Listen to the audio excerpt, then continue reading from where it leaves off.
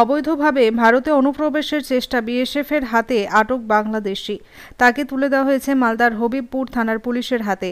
ঘটনাটি ঘটেছে মালদার হবিবপুর থানার ভারত বাংলাদেশ সীমান্তবর্তী ইটাঘাটি এলাকায়। কাঁটাতার এই এলাকা দিয়ে ভারতে প্রবেশ করার চেষ্টা করছিল কয়েকজন বাংলাদেশি। এই সময় গ্রামবাসীদের সহযোগিতায় তাদের ধাওয়া করে বিএসএফ। হাতে নাতে ধরে ফেলে এক বাংলাদেশি অনুপ্রবেশকারীকে। বাকিরা বাংলাদেশের দিকে পালিয়ে যায়। ধৃতের নাম আব্দুল মান্নান, বাড়ি বাংলাদেশের চাঁপাইনবাবগঞ্জ জেলার গোমস্তাপুর থানার অন্তর্গত টমপাড়া গ্রামে। সেই ছবি সোশ্যাল মিডিয়ায় ভাইরাল। এই ভিডিও সত্যতা যাচাই করেনি সংবাদ মাধ্যম।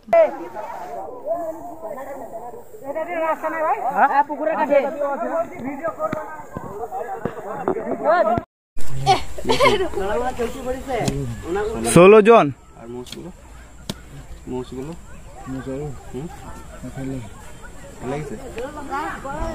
গরুগুলো মোষগুলো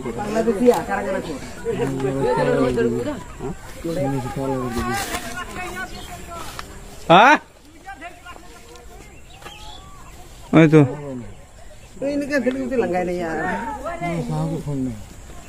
চেক করো যদি ফোন টোন আছে। এই পকেটে ফোলা ফোলা লাগছে, দেখো এখানে ওই পকেটে, ওই পকেটে ইয়াতে